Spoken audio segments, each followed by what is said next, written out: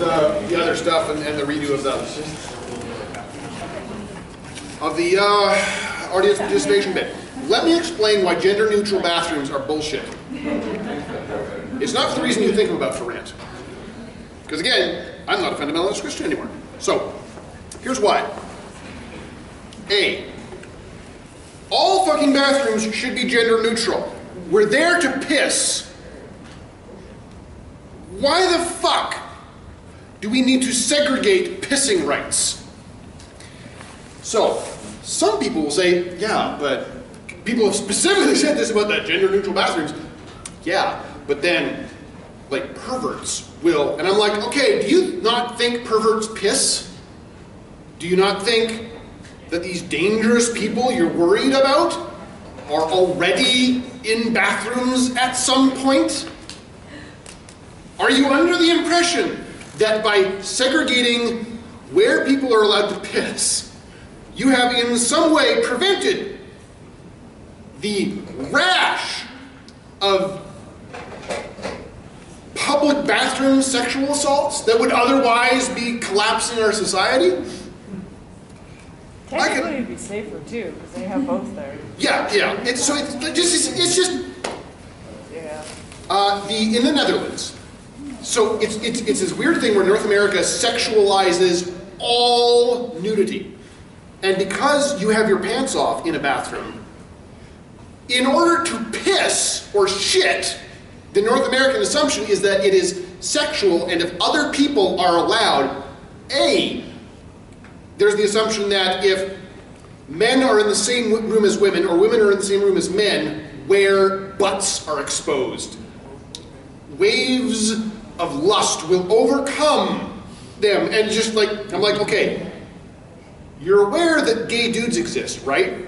And that gay rape in bathrooms is not a particularly statistically significant problem, right? Like, it's not like, okay, Timmy, you're 8 years old and I'm your mother, so I can't join you in the men's bathroom, but there's like an 80% chance a gay man will rape you in there. Like, some people will say that. They're nutcase fundamentalist Christians often, but it's insane. So the Netherlands has this thing where it's like, it's Friday night, they have forklifts that come out with public urinals and just drop them down. And it's like every urinal is like a 3 or 4 lobed thing, and they have little walls. And drunk guys are like, oh, thank God, I need to piss. Zip, psh. Because Netherlands was like, A, a dude with his dick out on the street pissing is not attempting to fuck anybody. And B, the alternative is they piss in the streets or in the ocean. Yes? A lot of festivals happen now, but they're not segregated by people, they're just like a trough. Yeah. Here's the thing. I guarantee that if there's a trough for men to walk up and piss at, the number of women who sort of sit there and wait is very small. Because I think most women, and again there are some kinks that run against this trend, but most women are not like, oh boy, a limp dick squirting hot piss out. I'm so hot right now. Oh, you're on the phone again. What a terrible, terrible decision. Please call your grandmother. So, gender-neutral bathrooms are bullshit because the only thing stupider than gender-segregated bathrooms, so that I would otherwise have to run my ass to the other end of the hall to take a piss, is the fucking stupid bathroom stall design that is only popular in North America. Why? Like, okay, we want privacy. We're going to create privacy stalls around the shitter. Except, you should be able to see everything from mid-shin down, and there should be enough of a gap on both sides of the door that if you walk by, you can sort of glance in and get a good look at someone's genitals. Why the fuck do you bother? I think there's actually a bathroom. Like, it's not more expensive to install taller fucking steel doors. It's not more expensive to design a door with a little plastic flap or a metal hinge that stops people from, like, if you're concerned about privacy, there are fucking solutions that involve pennies of extra cost and significantly improved private. Like, just leave the shitters out in the open, right? Just if people are concerned about looking, just close your eyes as you shit. Like, it just bathroom design in North America is so fun. I think there's actually a bathroom somewhere over in the Netherlands or whatever that, where you The can, one-way mirror. yeah, where Yeah. you can see out. They can't see it. Yeah. Yeah. Makes the people really nervous, though. I mean, understandably, again, we were evolved to like, okay, I am in literally the most vulnerable physical situation I could possibly be in. I'm nervous about predators. I'm looking around. There's movement around me. I can't go. Can't go. Like, I can understand that. That's an evolutionary evolved behavior. But yeah, gender-neutral bathrooms are shit because gender-segregated bathrooms are shit. They're for shitting. Just Take a shit. we have plumbing so you can drop trow and not give people dysentery. That not giving people dysentery shouldn't be segregated. I'm just saying. Anyways, so if we have, no, they're very interested in the book. I'm going to sell some stuff before. No, we're not. Right. If you want to do the demonstration, Sure. we can do the demonstration now. Okay. Just to be clear, this time you will be saying yes to an actual date, right? Yeah. Okay. There is no obligation beyond there will be an actual date, okay? This is not me arranging a thorough dicking for anybody. Though if you want to bend me over and rail me, I'm not going to stop you. I mean, I wouldn't, but just use lots of lube and go slow. Okay. So hands up who wasn't here for the first demonstration. That's enough of you. Okay. We did a bit where the room was more full than this, but we had about 50 people.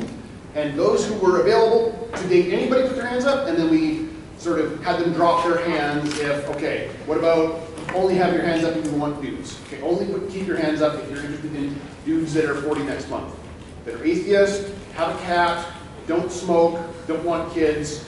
There were like one or two, and then we did a demonstration, and turns out somebody misheard, and they were like, at the end they were like, yes. Oh, wait a second, I'm not single, I didn't hear that part of it. I'm like, that was literally the first question.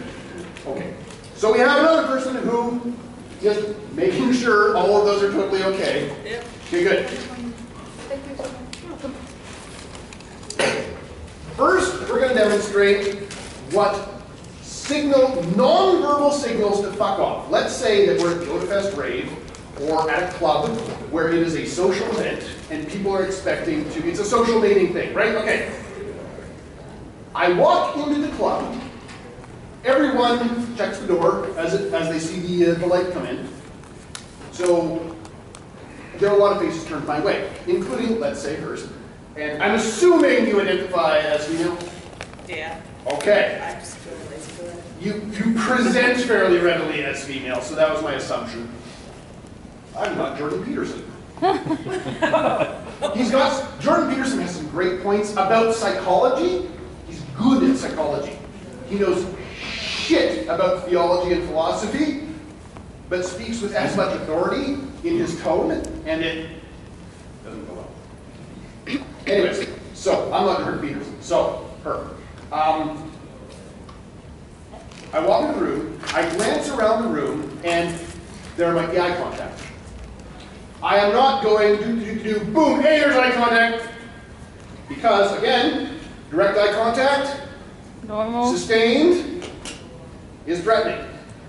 For a very recent social contact, yeah, it's emotionally intense to maintain eye contact, right, Paige? Right? Yeah. He's got a little boner, right? I mean, he's got a bit of a stiffy. I didn't mean to suggest that his dick was small. I'm sure it's satisfactorily sized, or that you use it well otherwise. You might be a grower, you never know. I mean, I am, but so fleeting eye contact. Then, let's say, as I scan the room and I make eye contact with whoever's in the room, including her, I'm like, she's interesting. And so, I don't stand at the door and be like, yes, you, I shall mate with you, direct eye contact and approach, because that's the response, right? Nonverbal, you see that nonverbal? The eyes wide, backing up, leaning away. That is a no. You don't need to hear them say no, that's a no. Nonverbal communication is a thing humans do. Could also be a damn. Just damn. Damn is like this. Yeah. Right? No is like this. Shoulder turned toward and leaning away. Cold shoulder is a phrase for a reason. I Okay. only say this as a joke, but the Team Mystic shirt kind of says it all.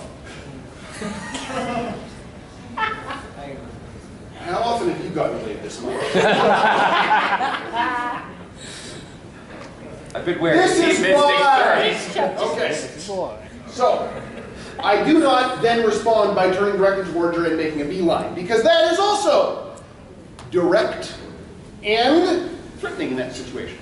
Not in a social I'm gonna rape you way, in a evolutionary response, sure we're the same species, but the same species can shank, kill, rape, etc. So let's be cautious. This is all about a mutual, reciprocal lowering of social boundaries. Eye contact, or lack thereof, is a social boundary.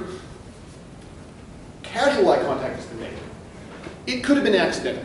So I see my friend at the bar, or I see a bar over here that she's not standing at. I go away from the door, talk to my friend for a moment, then I glance back, like so. There has been eye contact again. That is not an accident, okay? So incidental and accidental eye contact are not green flags. Non-incidental and non-accidental contact are not, hey, come over here and show me your dick. They are a social signal of some interest. They're a signal of some social interest. Not necessarily, I need your dick in me now, but I find you socially interesting. So, after 2, maybe 3 eye contacts have been made, also, some women have a natural resting bitch face. Not their fault, some of them are very frustrated by it. She, however, smiled during the second eye contact. I don't know if you caught that, I'm gonna do it again. Eye contact. She smiled. That is a green flag, okay?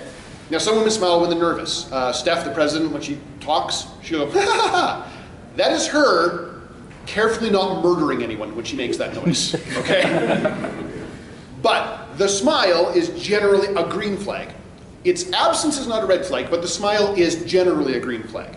The 3 eye contacts, so first, total coincidence. Second, probably a good sign. 3 eye contacts means that she is looking in my direction, which is an indicator of social interest. And the smile is a green flag, which is not, come over here and fuck me silly. It is, I am responding positively to your also having lowered the social barrier and made eye contact. At this point, I have not quite been explicitly invited to, but a mutual social boundary has been lowered. I can now approach near her. If she's at the bar, I approach the bar. If she's dancing in a group, I approach the group. If she is standing alone and makes eye contact with me 3 times and smiles, I don't want to get too programmatic about it, but that combination of things, she's not just being polite, and if there's nobody around her, I don't want to just like be on leave with my dick, hey, but I can feel free to approach her now, right? So let's say she's standing alone, grooving to the music, nobody within 5 feet of her, standing by the wall maybe, at the rave, at the Otafest rave. And I walk up because there has been a smile. Now, it's possible it could be a nervous smile. I am not immediately going to jump into, hey, what's your number? Or, hey, what's your name? Because that is, again, going too fast. There is yet another soft social boundary to mutually lower. And here's generally how we do it. Walk up. If she is holding something in her hand, that is something she has an interest in. If it is a phone, a little hard to start a conversation about that. If it's a plushie or a bag of swag from Otafest or whatever, ask about that thing. Don't walk up and say, I'm not saying this to you, this is an example. Don't walk up and say, you have rockin' tits. The minute you talk about her body, you are indicating to her you've noticed her body. Duh, she has one. Especially if you use that phrase, you're just going to turn down. Just Right. use shot down. Right, because rocking tits is a compliment only in very specific parts of Southern California. And looking like a Greek god. You have to have both of those, and then it might work. But talking about her body, her beauty, her eyes, her lips, her bosom, her ass, her legs, any of that it's objectifying in the literal sense. You are not talking to her software, the consciousness that has interests and makes the decisions. You are addressing her meat robot body with the full and open intention of trying to put your dick in it, or pussy on, or whatever, right? That is an aggressive approach that jumps over boundaries and also indicates to her that the only thing you're interested in is her body. Now, if she's stoned on MDMA and currently just wants to fuck and or cuddle, that could work. But the odds are lower. So I don't walk up and say, nice tits.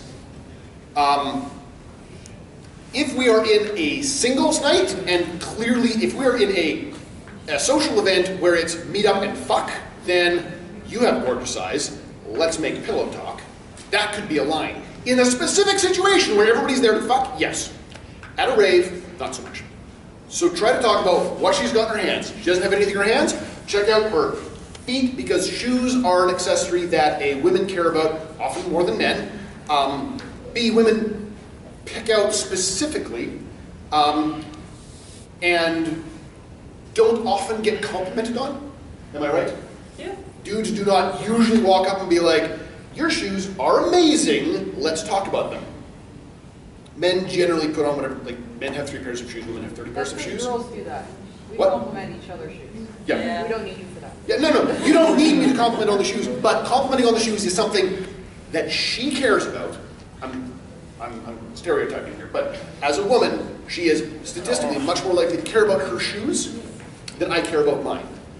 Which means that she has an interest in them. Which means that if I comment on them, the odds are good that she will recognize that I am trying to interact with her software, not her hardware, yet at least. In this case, I would say the 3 things I would mention are the cool hat, because that hat is a design and material that is not common among hats. I mean, a brimmed cap, no problem, but the particular design, not common. And the material, black leather, but also not common, okay? Team Mystic shirt, she clearly digs Pokemon Go. Or the color blue and borrowed her roommate's shirt. Third, the shoes are fine, but a little threadbare in parts, and her socks are stripy. I would comment on her socks over her shoes in this particular situation, because the pants are high enough to expose the socks, and women also pick their socks specifically too. I'm going to go with the hat, because if I talk about the shirt, the only way I could have seen her shirt is if I was staring, this is a joke, at her rocking tits. It's not a joke that you have those, but that I wouldn't use that phrase. So, I have approached her socially. I have broken there's a 5-foot barrier-ish of North Americans have a personal boundary space of elbow distance and a sort of a social space of, like, talking about stuff, I stood this far away, this is about 5 feet, right? This is our personal social bubble for most people. If an immigrant approaches you at work and they stand this close, it will make you uncomfortable and you will notice it. Because many societies, especially South America, Africa, big chunks of Asia, the social bubble is not 5 feet, it is 1 foot. And it makes North Americans very uncomfortable, and Asians and Africans feel that we are very standoffish because they are used to being comfortable at 1 foot, and if we're standing at 5 foot and trying to have a conversation, they're like, why are you so far away? Come over here and talk to me. It's like if somebody stood this far away and tried to carry on a conversation that sort of distance, that feels weird to us. Therefore, 5 feet feels weird to a lot of Asians and Africans. So this is the 5 foot distance. If I cross this, it is because she has looked at my eyes and smiled, right? Eye contact and smiling. Cross this social barrier. Do not touch her without permission. That is a thing that abusive people do. Don't fucking do it. If you extend your hand on a table, for example, outside of your elbow reach boundary, your personal space, that is extending an invitation. She may also then put her hand on the table outside of her personal bubble, and you can try casual contact. You don't need to go that far to ask her out. That is a thing you can try as a signal of offering to lower boundaries during a conversation after you've already started talking. Just talking about boundaries. So I'm now this close, 2 or 3 feet. She's made eye contact and smiled several times. On the way to the 5 foot barrier past it, I will also have made eye contact and smiled, and she will have smiled and just checked me out a little. Her eyes flicked down and back up. I'm not calling you on it, I'm saying that is a good sign. Because I am wearing a fancy shirt. You're really proud of it today. I'm not really proud of it today. He's proud of it. I don't think you were here for the explanation last time. This shirt got me laid. This shirt. What? I missed that one. Yeah, so I went, like my social anxiety went poof a month ago. Hooray for therapy. I went to a bunch of social events. Every social event I went to, like the last one is the best example. I showed up after the halftime point. Everybody was sat down, having conversations. I sat down at an empty table. Within 15, 20 minutes, every woman in the room was at my table making conversation with me. It was unfair of me because everyone else was like blue jeans, work shoes, t-shirts. I showed up in a dress shirt. I immediately looked better than everyone. But I also looked okay. And fucking dress shirts are catnip for women. Now, I am not doing this here right now as part of the bit. I just wanted to demonstrate something that women notice this action.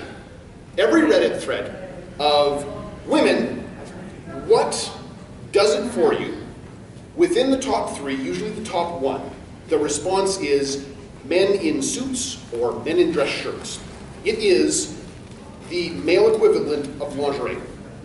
If you want to look hot for a chick, you wear a dress shirt. It is literally, they're like, yes. Also, the first comment or the top comment response to dress shirts is when a guy rolls up his sleeves. If he's doing it while he's talking to you too, then it's a sign that he's way more comfortable with you. Comfortable, confident. Yep. So it's, Usually you also get like a nice flex of the arm too while he's doing it, not Right. on purpose, but. yeah, which the first response is men in dress shirts.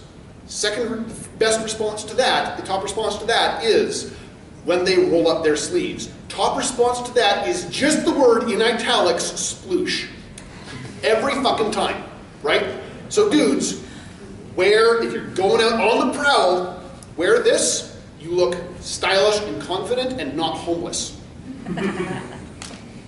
So the last time that I was this close, and I'm not suggesting the same thing is going to happen here, but literally the last time I was this close to a woman and rolled up my sleeves, her eyes did this, down, wide, started breathing a little heavy. Seriously. Then we went back to my place and fucked. Like, it's that effective. The shirt got me laid, rolling my sleeves up got me laid faster. Get a goddamn button-up shirt, guys. It's fucking worth it. Okay. We'll pretend, again, that wasn't part of this bit, but it does help. It's anybody here with their girlfriend. Hands up. Okay. Turn to your girlfriend and say, if I bought a button-up shirt, that's as far as you will get before she says yes. Anybody? Any women going to disagree? Put your hand up if you don't want it to wear a button-up shirt ever. Right. Okay. So button-up shirt, yes. Good job. At this point, let's begin the conversation. I say, hey, I saw your hat. That is an exceptionally cool hat. Where did you get it? Oh, thanks. I got it at Forever 21. And where? Oh, Forever 21. That is... Or, Forever 69. Whoa! Okay, let's pause there. That was not a green flag, that was a checkered flag. Now, in this context where I have been making extremely raunchy jokes for like 4 hours, that was not, like, in that context, that was not as much of a checkered flag waving. Like, she was like, you tell raunchy jokes, I tell raunchy jokes too. If that was her response at a club, she just brought up sex. That is a clear indication of her interest. You should not automatically respond with, 69 is my favorite number. Would you like to go do math at my place? That is not the response I would normally give. She's laughing. She's laughing because I was clever with my words, okay? I took what she said and spun it and sent it back to her. That is a signal of social intelligence, and women appreciate that. It is not the only thing women appreciate. Plenty of women don't care about it. Most women will respond to that with, oh, he's not talking with his dick. He's also, like, he's actually engaged with my software, right? But seriously, if we were at a rave and she gave me that line, that's a checkered flag. My responding that way would have been possibly too aggressive, because it was definitely an invitation to flirt like a son of a bitch. It was not an invitation to immediately proceed to, okay, roll diplomacy to fuck her. Okay? Because again, respect boundaries. She has lowered the boundaries about flirting sexual conversation. She has not offered to fuck, okay? She has indicated that she is open to flirting, and she has mentioned a sex act. That's a green flag, it's a checkered flag. That is, okay, we are on the home stretch, like this is the victory lap, don't fuck up, okay? If you're like, let's fuck, boom, you hit the wall. Okay, don't do that. So, 69, that's my favorite number. We want to go back to my place and do math. It's entirely possible that could work. With a line like that, a response like that, if we've both had a couple of drinks, yeah, possibly game on, like 50-50 odds. But also 50% odds you just fucked it up for yourself. So, probably dial it down a little bit. Let's say she gave me the 69 line, because she did. What is obviously I'm in raunch mode, so it's a little bit hard to think about something less raunchy than that. Let's say, 69. Man, I'm really struggling with a non-sexual. I am sure that yesterday I would have been able to come up with something clever to that. Well, that's what you want with it. Yeah, no. That's so clearly she also likes teasing and such. Okay. How about this? 69 is my favorite number. But my least favorite number is the same number divided by 10. That's awful, we only have half an hour. Go on. It's what? No, the schedule says half an hour. I don't. That was one dictates the schedule here. So her response was a puzzled look. That's not a bad thing. Normally if you're like, da-da, and she's like, I don't get it, you're losing it, but that's fine. Because I didn't give her the punchline. So she looked confused, and I'm like, well, it's 69 divided by 10 is 6.9, which is 69 interrupted by a period. I have been as sexy and funnier. Well, let's not say funnier. Let's say I was sufficiently funny that she's laughing. We are now having a funny, flirty conversation, okay? And we could have one for 5 minutes. It depends on how comfortable she's feeling and how she's responding, right? Pay attention to the non-verbal stuff. Eye contact, smiling, playing with her hair. This isn't grade 6. You don't watch her play with her hair. Okay, it's time to go dicking. But all these things are continual green flags, right? So let's say there's been 5 minutes worth of conversation, and she's digging it, and I'm digging it, and we're digging each other. Cool. Then I respond, hey, so I really like your sense of humor. I would like to take you out for drinks sometime and hear more of your sense of humor. Yeah, sure, that sounds great. Fucking excellent. Let's trade numbers. And then we do that, and I have a date. Speaking of which. Now, I didn't do this bit in order to get a date. I didn't do it to not get a date. Contact. Create contact. I'm going to let you enter as much information as you want. And then I will text you, assuming the number is not to the suicide hotline. Actually, I use my little brother's phone number because it's even better. Oh, you just like both your little brother and greasy dudes hitting on you on public transit. Oh, the amount of times that has happened for her. Your little brother's like, I'm not wearing panties. Click. Oh, that is not what I should have said. Actually, he's done that. Oh, Jesus. I feel so bad for your little brother. I don't. He deserves everything that happens. Okay, I feel less bad for you. Okay, but I wanted to do this again. Thank you very much. I'm not going to say her name out loud because I don't want to broadcast it, but I am deeply appreciative of that.